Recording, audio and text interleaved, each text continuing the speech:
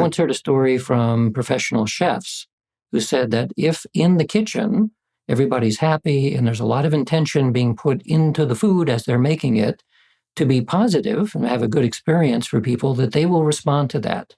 And they don't know what's going on in the kitchen, but from the chef's experience, they find that if people in the kitchen are angry that day and they're not feeling so good, then somehow the response of the customers is not so good either. So you say, okay, what's the mundane explanation for that? Well, maybe if they're not feeling so good, they're just not being very careful in the way that they prepare the food. So that could be one explanation. Well, maybe it really is something to do with intention. So we did an experiment. The first one of this type that we did was, we said, well, what if we had people who are expert intenders? And I'm talking about, in one case, a Mongolian shaman that we knew, in another case, a Buddhist monk who spent a lot of time in that kind of space. We asked them to take little pieces of dark gourmet chocolate, little pastilles, and then separate it into two batches. One batch they would imprint with their intention, that anybody who ate this would have an improvement in their mood. And then we had the identical pieces, pastilles that were not intended. Then we did a double-blind experiment. So the double-blind means that we recruited a whole bunch of people. We gave some of them the treated chocolate or the blessed chocolate, and some got the control chocolate. By virtue of the way the experiment is designed, you tell people that you might be getting treated chocolate and you might get in control. We don't know, because the person who's giving it to you was blind to which kind of chocolate there was. And so were the subjects. They were blind too. So normal biases are taken care of in that way. So you give them the chocolate, you tell them over the course of the next week, 2 days of the week, and we told them which days, at 10 o'clock in the morning and 3 o'clock in the afternoon, you must eat a certain number of these pastilles. And at the end of the day, you record your mood using a standardized mood reporting questionnaire. So this was over the course. High conformity to a study where your main job is to eat chocolate. Well, not a lot of people dropping out of that study. Well, not only that, but normally when we do a clinical trial, it is really hard to get people to sign up for it. We had people breaking down the door. Just give me chocolate. Yeah. They're like, wait. I get to either eat blessed chocolate or just eat chocolate? Yeah. That's what you're asking me to do? Yeah. I'm in. Yeah. Gourmet brand dark chocolate for free. Except that you had to fill out your mood scale every day over the course of a week. The 3 middle days of the week is when you would have to eat the chocolate. So both conditions are about as similar as we can possibly make it. We had them take a personality test to record their degree of neuroticism using the so-called Big Five scale. Neuroticism is important because mood fluctuates more in people who tend to be more neurotic. So we wanted to control for that as well. We also did all of this in the San Francisco Bay Area so that during that 1 week, the weather would be the same for everybody, because weather is also a factor that will push mood around.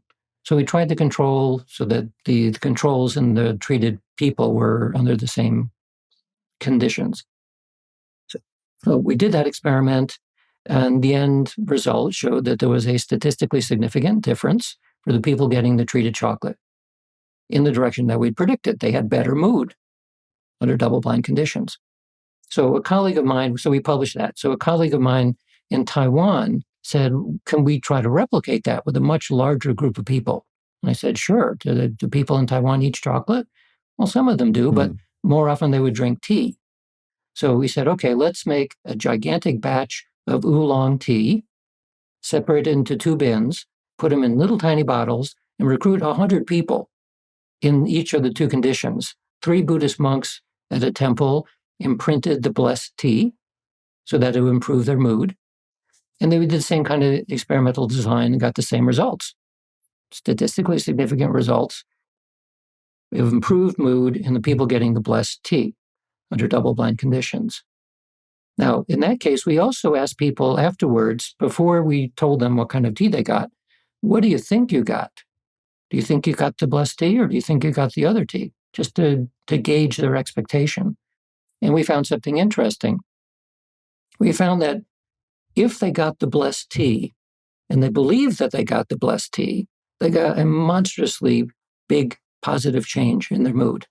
So you can say, okay, it's a combination of placebo maybe plus something else. But then we asked the people who got the blessed tea but did not believe that they got the blessed tea, they showed no effect at all. So as you were mentioning before, your belief strongly modulates what amounts to a magical effect. And there are many other experiments in the domain of parapsychology that have looked at how belief on an individual basis modulates whether or not you see these effects. You also had mentioned that if you're in a context where you have complete and absolute belief in something, which is kind of unusual, especially for something exotic, the effects can be monstrous. But it's very, very difficult for us in the modern world to gain that level of belief in something. You always have a little doubt saying, well, I don't know if this is real. Sure. That doesn't necessarily squash the effect, but it does lower it quite a bit. Right.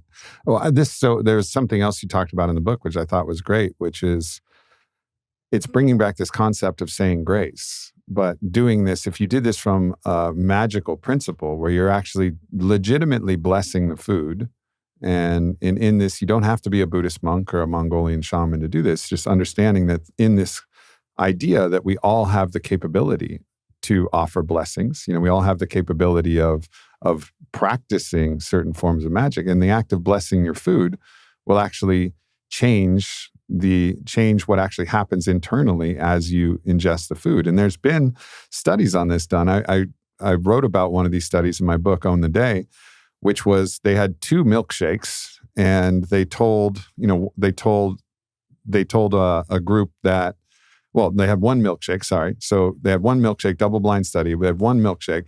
They told one group that the milkshake was actually super healthy for them and didn't have a lot of sugar, didn't have a lot of this. And then they told the other group that this is packed with sugar. It's a really indulgent, decadent milkshake. Well, it turns out that it was the same indulgent, decadent milkshake that they gave to both people. But the people who believed that this was a very healthy, metabolically supportive milkshake had a measurable difference in their insulin response, in a variety of measurable biological conditions based upon their belief about the milkshake they were having.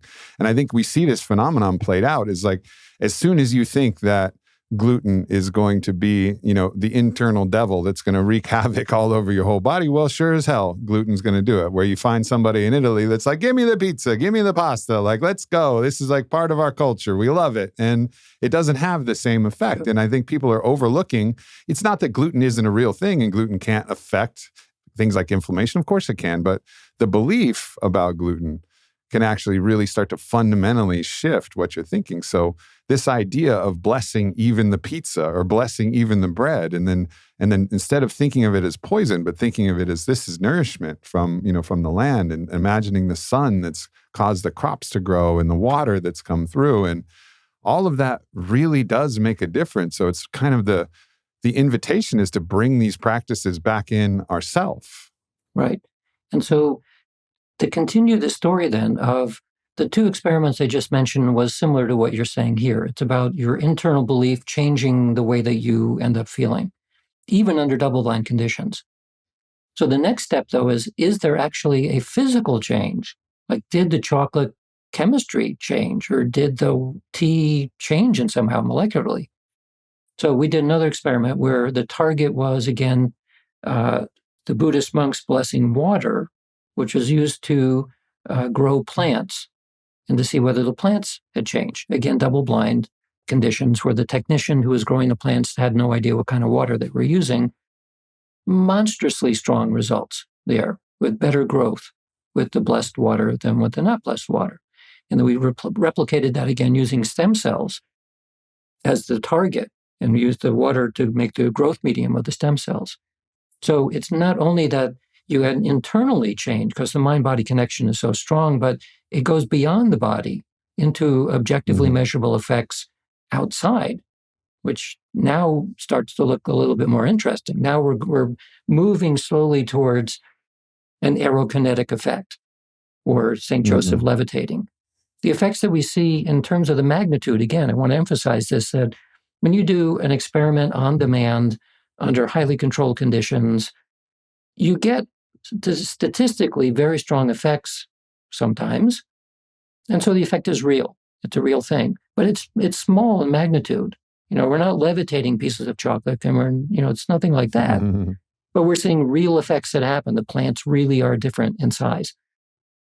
But that gives us very high confidence that the kinds of effects that we hear, like of the story of your sister, yeah, that could happen under the right conditions, under the right context, the set and setting, all of the motivation, whatever, Right. all of that. It says in principle, that kind of effect can be real.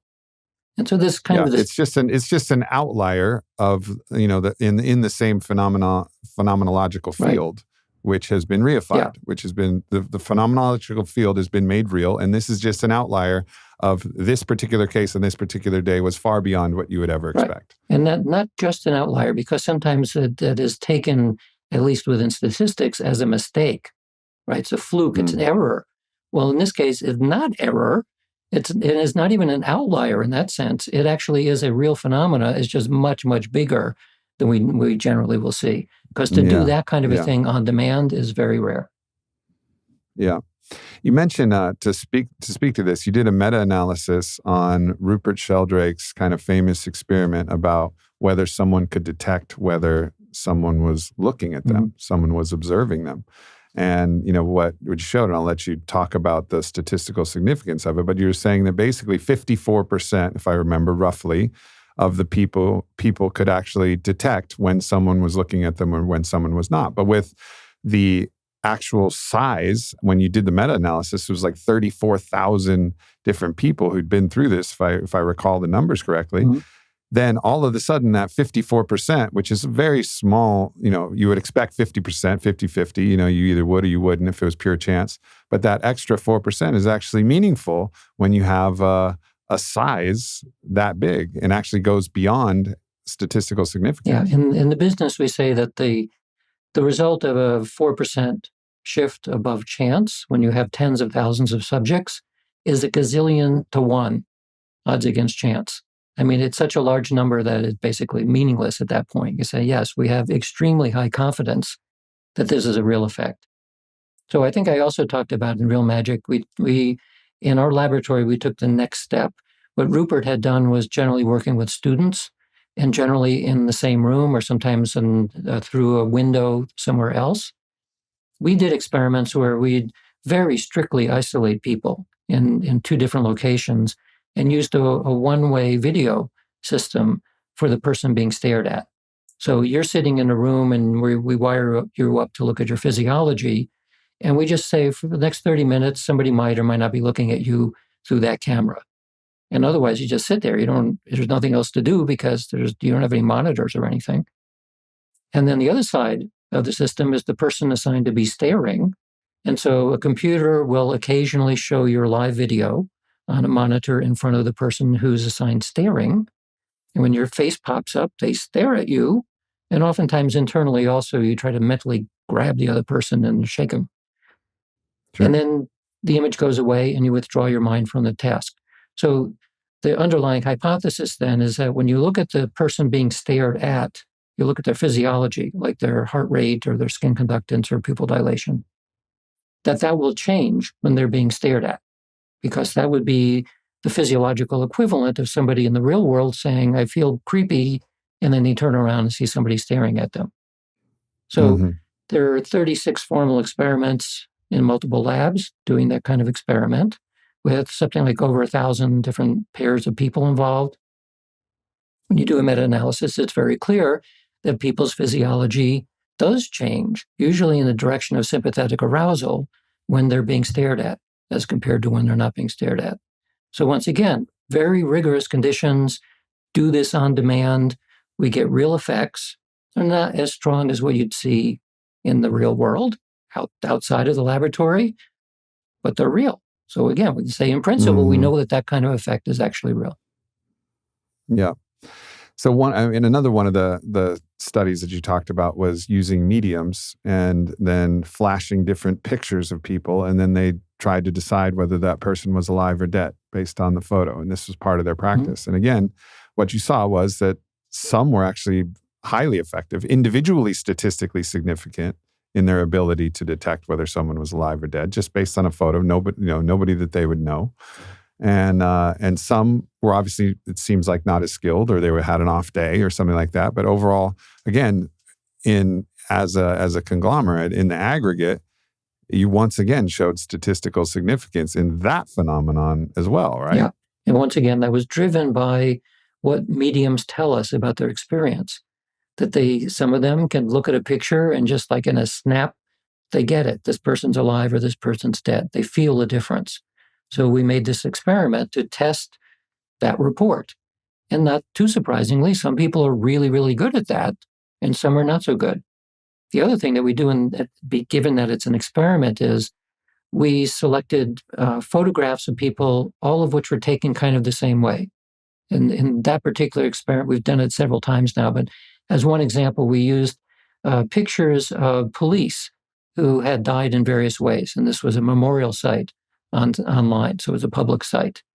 So we took each picture, and then we had to adjust the picture so that the faces we knew direction of the face, we knew whether they were looking to the left or the right, something about where their eyes are looking, whether they were smiling or not. So all of these things were all balanced across the domain of, we knew that half of the pictures of people were alive and half of them, they were no longer alive. And even under those conditions, which again, we were blinding the medium as to whether this person's alive or dead, they're still able to do that task.